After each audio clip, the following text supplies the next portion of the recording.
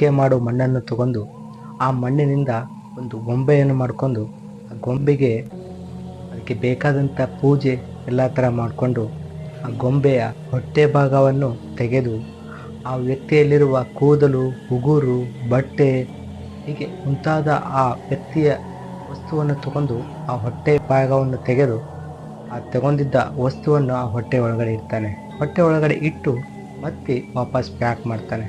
Pack ಮಾಡಿ ಆ ಮಂಡಲವನ್ನು ಹಾಕಿ ಆ ಗೊಂಬೆಯನ್ನು ಅಲ್ಲಿ ಇಟ್ಟು ಆ ಗೊಂಬೆಯ ಮೇಲೆ ಕೆಲವೊಂದು ಮಂತ್ರಗಳನ್ನು ಹೇಳುತ್ತಾ ಒಂದು ಮೊಳಕಾಲು, ಮೊಳಕೈ ಮತ್ತು ಬೆನ್ನಿಗೆ, ಸೊಂಟಕ್ಕೆ ಈ ರೀತಿಯಾದ ಚುಚ್ಚುತ್ತಾ ಹೋಗ್ತಾನೆ.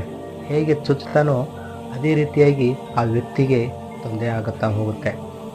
ಈ ಗೊಂಬೆಗೆ ಹೇಗೆ ಅವನು ಚುಚ್ಚುತ್ತಾ ಹೋಗ್ತಾನೋ ಅದೇ ರೀತಿಯಾದ ನೋವು, ಕಾಲು ಉರಿ ಮುಂತಾದ ತೊಂದರೆಗಳನ್ನು